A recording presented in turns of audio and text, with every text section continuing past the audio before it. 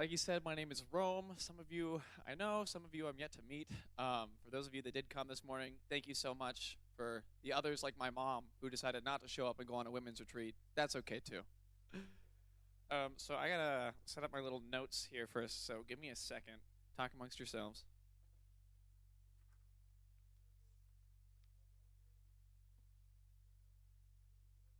You guys are doing great. I love the murmuring.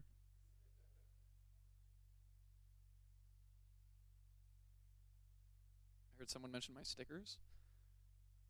All right. So I am back for summer, just the month of May, actually, because that's how much of a summer I get. And I came back and I was told that there were opportunities to preach because Rich was out of town, and I said, "Great, what are we talking about? What's our sermon series?" And apparently, it's called "Better Than I Could Ever Imagine." And there's a lot of things that are better than I could imagine, so I had to go out and pick one. So, in thinking about things that are better than I could ever imagine in the church context, God is very holy. That is better than I could imagine. He is good. He is faithful. He is just. He is gentle. He is tender. He is kind. There's a million things to pick from. But what I decided to do was to pick the thing that I understood least about God and then talk about that. So, I'm not qualified in any way, shape, or form, and we're going to struggle through this together. Today, we're going to be talking about God's glory. And our passage today comes from 1 Corinthians 13. Paul is speaking on love, and he says, "But where there are prophecies, they will cease. Where there are tongues, they will be stilled. Where there is knowledge, it will pass away.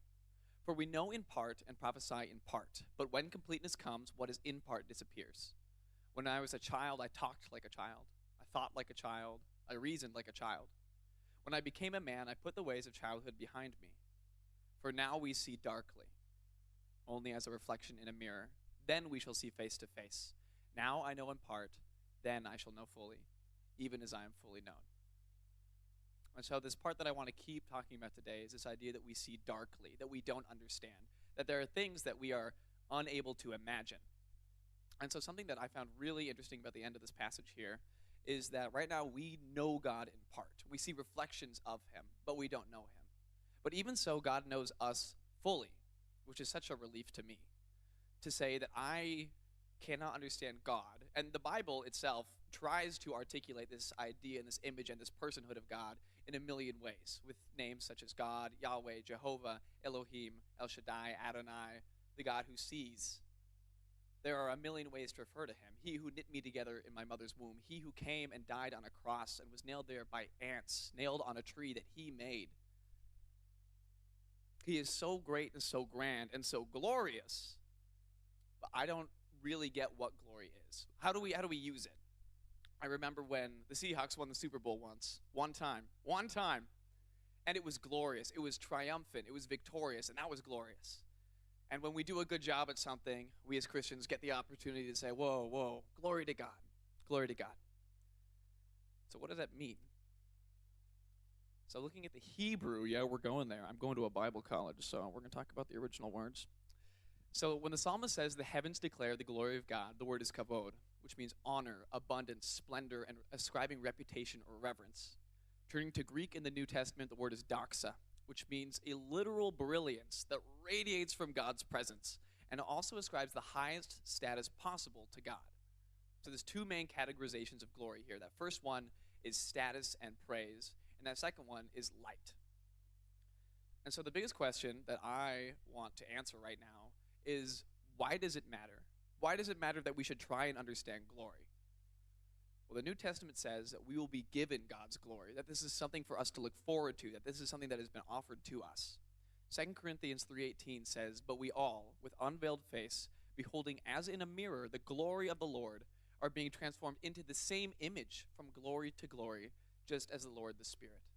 And Jesus says in John 17:22, "The glory which you have given me, I have given to them." That's us, that they may be one, even as we are one. So we're being given glory. We're being given that first category of credit and praise, and that second one of brilliant light. And so to help me kind of sort through this today, I used C.S. Lewis's Weight of Glory, which is an essay he wrote in the 1940s about trying to contextualize what glory is and how we understand it, because I'm not smart enough to figure it out on my own. And so he categorizes these things, firstly, as fame. and that's that credit and that praise. And the second one is radiance, and that's that splendor. But fame doesn't make a lot of sense at first because fame inherently means being better known than others. And that doesn't seem like a very Christian pursuit. My goal is just to be better known than you. Paul in 1 Thessalonians instructs the church to endeavor to lead a quiet life. Jesus describes himself as gentle and lowly. These are not ways of being big and important and famous, but rather ways that are small and insignificant. And so in looking at this, what Lewis does in his essay is he considers Matthew 18:3, where Jesus tells his disciples that unless they become like a little child, they will never enter the kingdom of heaven. And what is more obvious in a little kid than their desire to be praised? For them to do something and to look to their parents and say, look at me, did I do good? Did I do well? And the problem with this, as we know, is children are just selfish little monsters. I'm glad they left so they can't hear me saying that. But there was a time, a short time, before we drank the poison of self-admiration that we just wanted to be rightly praised by those that we rightly loved and rightly feared. A quote from Lewis here is that when we are given glory, there will be no room for vanity. When the redeemed soul learns at last that she has pleased him whom she was created to please, free from the miserable illusion that it is her own doing. So is glory nothing more than a high five from God? Well done. You did it. Here's a pat on the back. If glory is fame, it's not about the idea we're above others. It's about being known by God. It's about having appreciation and approval from God. And that is worth everything. And think about it this way, is when Jesus talks about the parable of the talents, this is where a manager sends his servants to go and invest their money. And he leaves for a time, and the servants accrue gain from the money, and it comes back. And when the master returns, and the one that has brought back the most return, the master says to him, well done, my good and faithful servant. God is praising him who ought to be rightly praised.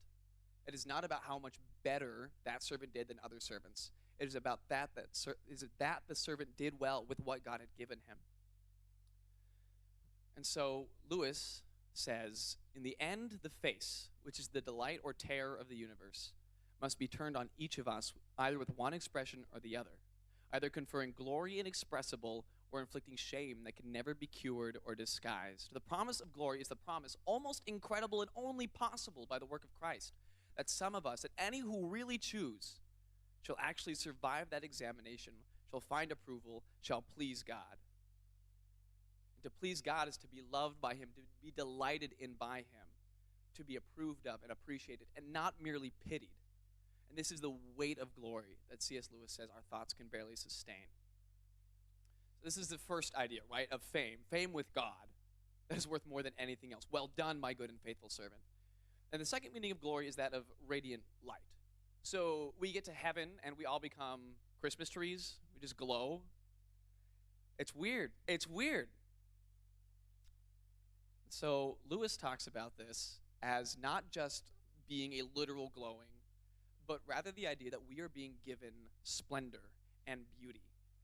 And so instead of being removed from God, which is the source of beauty, right? Can we agree on that? Source of beauty and light and life. Instead of being removed from him, we are now brought close. What more, we are given his beauty and his splendor. And right now, we experience beauty and splendor at 1,000 removes from God. What I mean from that is how we all live today. Is we need food, water, air, and we were given life through a long series of ancestors, right? And so our fathers and mothers did not come from God. They came from a father and mother, and a father and mother, and so on and so forth to Adam. 1,000,000, 1,000 removes from God. The air we breathe, the food we eat, the water we drink is not life itself. It is made by God. It is recycled nutrients and matter that we take in and are given life by. What will it be like when we drink from the fountain of joy and beauty itself, no longer removed and no longer enjoying little bits and pieces and mirrored reflections of that beauty? And Lewis comes in here and he says that we ought to remember that the dullest and most uninteresting person, he was writing about my dad, the dullest and most uninteresting person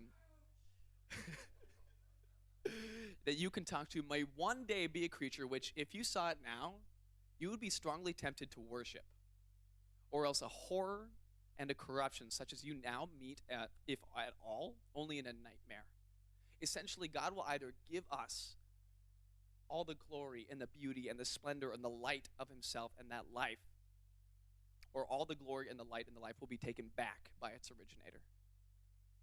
And so these are both metaphors, right? We are understanding this in terms of light and life. And is that what it is actually to be filled with beauty? I haven't seen beauty. I've only seen darkly as though in a mirror. I have not seen it for what it is in and of itself. And so a metaphor that Lewis uses here to understand the weight of glory or the goodness of glory as something that is so beyond our understanding and yet such a high good is the idea of Greek poetry. Okay, and I know you guys love Greek poetry. So in this metaphor, all right, Greek poetry is the highest form of all poetries, okay? English poetry cannot compare. French poetry cannot compare. Nothing compares. Whether it does or does not is not the point, but for the sake of the metaphor, Greek poetry is the best. The problem is that none of us speak Greek. So in order to enjoy that poetry, we have to first learn Greek. And learning Greek is hard. It is difficult. It is not a joy or a pleasure in and of itself. But if it is done, then we get to experience the joy of Greek poetry.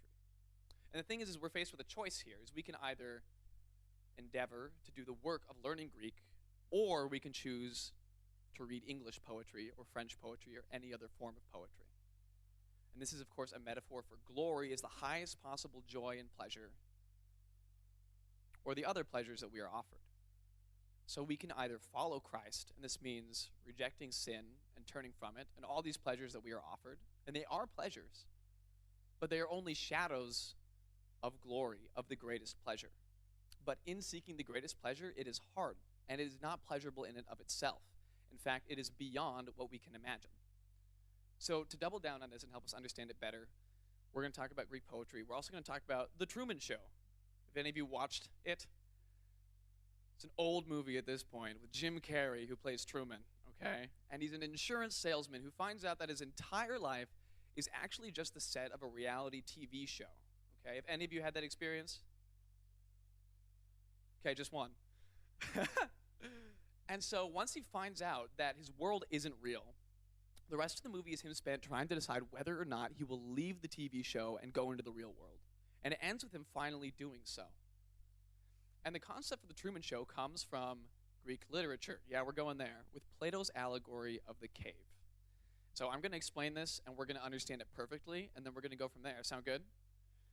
So in this allegory of the cave, I need you guys to imagine with me that there is a cave.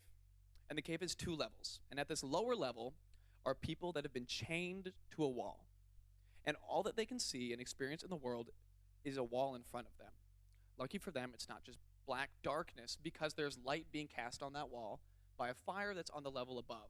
Okay, so chained on the level below, fire on the level above. And people will pass between that fire and the far wall, which then casts shadows onto the wall that the people below see. So people below see the shadows. The thing is because those shadows are the only things they've ever experienced in their entire lives, they believe that that is all that there is to reality. They do not know that shadows are 2-dimensional, untouchable, colorless versions of the real thing. And Plato theorizes that if somebody could escape from the bottom, this is like Truman when he decides to leave the show, if they can escape from the bottom and go out up to the second level and then out to the surface, they would see the sun. And the sun would be beyond anything they could have imagined after a life of only shadows. And the sun, because it's philosophy, represents truth and reality. And so we're going to do a little exercise. So everybody stand up. Everybody stand up. Okay. Great. Have you all played charades? No? Nobody's played charades? Okay. I need one volunteer. One brave volunteer. Okay, thank you so much, Dante. Okay, so I need you to come on right up here. Everybody say hi, Dante. And I need you to face them. They are the wall. And I'm going to be casting light on it. So they're going to act out something, and I need you to guess what it is, okay? Yeah, that's right. We come to church, we play charades. It's fun. All right. I need you to act out this, okay, everybody? Guys, what is this? Now act it out. Like how Okay. Okay. Keep guessing, Dante. We got tears, sad.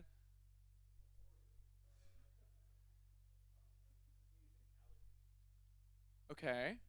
It's an object. It's an object, Dante. Tissues? Okay, all right. Okay, now describe them to me. Okay. What color are they? Okay. All right. How many ply is this facial tissue? Two ply. Is it Kleenex brand? Does Dante know what he's talking about? Okay, you can sit down, Dante. So, do you see how he tried to? This is what it was, Dante. It was Livy brand. Can you believe it? Livy. I don't even know what that is. And so, just as Dante could guess from what you guys did, and he already had an idea of what Kleenex was, an idea of what it was used for, but he could not describe to me its shape, its color, its brand, anything of the words on it. It was just a shadow of the real thing. And so Plato says if somebody can escape from the cave and make it to reality, they're then faced with a choice. Because they've seen something that they cannot comprehend, and they can either return to their cave, stay in the sun, or they can go back to the cave to liberate the people that are there and to bring them to the sun. And Plato, because he's a philosopher and believed that they could see the truth, believed that it was their job to bring people to the sun and to light and to truth and reality. So the inability to know reality is the same as our inability to know glory. For now we see darkly, only as a reflection in a mirror. Then we shall see face to face. Now I know in part, then I shall know fully, even as I am fully known. Think of that reflection in a mirror, a shadow on a wall. We do not know what it is and we cannot comprehend it. Fortunately, it's not about how much truth and how much sun that we can see and glimpse in the world that determines how much glory we can experience. It's irrelevant how much we know about God. Rather, it's about how much God knows us. Jesus says in Matthew 7:22, many will say to him on that day, Lord, Lord, did we not prophesy in your name, and in your name drive out demons, and in your name perform many miracles? Then he will tell them plainly, I never knew you. Away from me, you evildoers. So isn't it a relief that God doesn't expect us to know him? If all we can know is shadows of God, we would be trapped. That would be that. There would be no way to reach God. Luckily, there's Jesus who brings us to the light. And so it's important to note that the allegory of the cave is not a perfect metaphor for God and the gospel. On one hand, Christ have seen the sun, S-U-N and S-O-N. It's a great pun. It's going to be used more later. But we have seen the sun, we have seen truth and light and beauty. But at the same time, we see darkly. We only see shadows cast on the walls of the world. So what are the shadows that are cast on our walls? What are the pleasures that we are given that are only shadows of glory? Going back to C.S. Lewis, he distills them into three main categories of drink, sex, and ambition. Yeah, I said sex in church.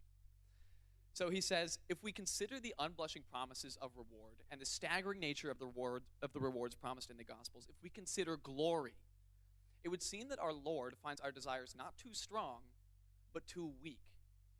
We are half-hearted creatures fooling about with drink and sex and ambition when infinite joy is offered to us, like an ignorant child who wants to go on making mud pies in a slum because they cannot imagine what is meant by the offer of a holiday at the sea. We are far too easily pleased. We would rather read our English poetry than our Greek poetry. We would rather do that than have to learn the Greek. We would rather enjoy our pleasures here rather than seeking after something that is so great that we cannot comprehend it.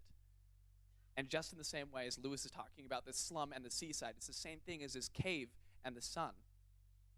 So what are these pleasures that we settle for? Pleasure one, drink. 1 in 8 adults in the U.S. qualifies as an alcoholic. That's probably 4 of you in this room, I'm sorry to say, Dad. That was a joke. But statistically, that's 4 of us right here. The CDC says that 12% of Americans smoke. 41% of adults are obese, 10% severely so. And even if these are vices, Rome, you say, they're not necessarily sins. It's true. But why settle for that pleasure? Pleasure 2, sex. 25% of all internet searches are for porn. The average age of exposure is 8 years old, and 35% of U.S. pastors are addicted. This is compared to 90% of U.S. men and 60% of U.S. women. My source there is Fight the New Drug. And while our culture says it may not be harmful, it's natural, porn use in marriage doubles the rates of divorce, and it's the third most common form of sex trafficking, of all human trafficking. It hurts way more people than just those that are caught in cycles of depression and addiction and anxiety. We settle for this pleasure. We grasp onto it. And it's often purported as a highest good in society. What is marriage in the church? It's the highest thing we can attain, isn't it? But it's just a shadow of the real thing. Pleasure 3, ambition. 90% of Americans define success as happiness, which would be fine, but only 33% of Americans report being happy. And I don't know if I can say that I'm one of those Americans all the time. I don't know if you can either. If happiness is what our success is contingent upon, then I think we're all in a lot of trouble. On top of that, the World Economic Forum found that Americans consider making it as having an income of $147,000 a year, which is 5 times the average income for residents of Whatcom County. I don't make that either, just so we're clear. Next, if we've already talked about wealth, if we've talked about happiness, what about fame? 80% of Americans between ages 13 and 18, you teens out there, want to become a social media influencer, which makes sense because fame is considered a cure-all for poverty, neglect, and rejection among other social. We can chase after that. Or what about the one that all of us are probably just as guilty of? Busyness. 72% of Americans are always or sometimes too busy to enjoy life, according to Pew. But that's no surprise. The University of Chicago found that Americans prefer at the expense of productivity because of a pervasive fear of idleness. We would rather be busy than happy, busy than productive, busy than at peace, busy than enjoying life. We put our ambition before our well-being. We put our ambition before other people. We are half-hearted creatures fooling about with drink and sex and ambition. We accept these shadows of joy as the real thing. And so there's one last part to the allegory of the cave. Plato says that people who have seen the sun, that have managed to glimpse truth and reality and beauty, cannot be understood by those that have not. And this wasn't mere philosophizing for Plato, despite him being a philosopher. This is because his mentor and teacher Socrates was killed by democratic election after being charged with perverting the youth by talking about philosophy. Plato believed that Socrates had seen the sun, and as such, he was too dangerous to be left alive by society. And it's no different with the gospel. In Mark 12, Jesus tells the parable of the tenants. And in this story, Jesus talks about a master who builds a vineyard. And he rents it out to tenants, and at harvest time, he sends servants to collect his share of what he is owed from the harvest. The thing is every time that the master sends a servant to go and get his share of the harvest, the tenants kill them. And this happens time and time again, until finally the master says, I will send my son this time. Surely they will respect him. But as the son was still a ways off, the tenants looked to each other and said, Come, let us kill him and take the inheritance for ourselves. In this parable, the servants represent the prophets that God sent to Israel, who were killed time and time again for telling Israel, God's chosen nation, his special and precious possession, the truth, for holding them accountable to God. And God sent his son, who is the son in the parable and the Son of God, Jesus. And we humans killed him too. So if they were killed for seeing the Son, the prophets had seen the Son, they'd seen God, and if God the Son, it's another pun, S-U-N and S-O-N, and if God the Son had also come and was killed, then what does that mean for Christians today? It's set historical precedent, and it's surely no different. Open Doors, a nonprofit organization that reports on persecution worldwide, found that 1 in 7 Christians in the world faces extreme persecution. 16 Christians are recorded to be killed globally every day. Afghanistan, right now, is the #1 most dangerous nation where Christians are being systematically hunted by the Taliban. This is, of course, unfortunate for North Korea, which has held the #1 spot for 30 years. and holds 500 to 700,000 Christians in labor camps because of their faith. And even in these very atheist and Muslim countries where Christianity is in no way a societal norm, in 2021, 80% of all recorded Christian martyrs came from Nigeria, a country which is 49% Christian. It does not matter if we are in the majority, if we have a hold in the culture. We can be hunted, we can be killed, we have seen the sun, we cannot live, we cannot communicate with the rest of the world. Luckily in the West, we're not killed though. We're just madmen. Q Ideas, a polling research firm, found that 61% of American millennials consider Christians to be confusing, 78% consider us to be old-fashioned, and 75% consider us to be out of touch with reality. We're not killed, but we're madmen. And if this really is a Christian nation, then it's a nation of maniacs. So in the end, we are faced with a choice. We can either pursue glory and by the work of Jesus Christ come to the face of God, or we can pursue the pleasures that we are given, which, as we established, are shadows on the wall of a cave. We can choose our chains at the bottom of that cave, or we can choose the sun. We can choose our mud pies in the slums, or we can choose the seaside. We can choose the perfectly imaginable pleasures of the world, or the unimaginable weight of glory. The thing is if we choose to pursue the sun, it costs everything. Paul in Galatians 2 says, "I've been crucified with Christ. It is no longer I who live, but Christ who lives in me. And the life I now live in the flesh, I live by faith in the Son of God, who loved me and gave himself for me." It costs everything. But what if it's worth everything? What if our desires are not too strong, but too weak? For now we see darkly, only as a reflection in a mirror. Then we shall see face to face. Now I know in part, then I shall know fully, even as I am fully known. And guys, won't it be amazing to know fully and to see God, to see beauty and life and truth, to see him face to face? So I end with a quote from Lewis here, who says that glory is welcome into the heart of all things. The door on which we have been knocking all our lives will finally be open. And that is better than I could ever imagine. I'm going to invite the band up. I'll pray for us. Jesus, thank you for each and every person in this room today. Thank you that you have created us to be vessels of your glory and your light and your life. I pray that you would press on our hearts the reality that we are either pressing on to become vessels filled with your glory or vessels where all of your glory is taken away. That the most dull and uninteresting person we have ever met and could ever imagine is so beloved by you that you would show them your face and your light and your love.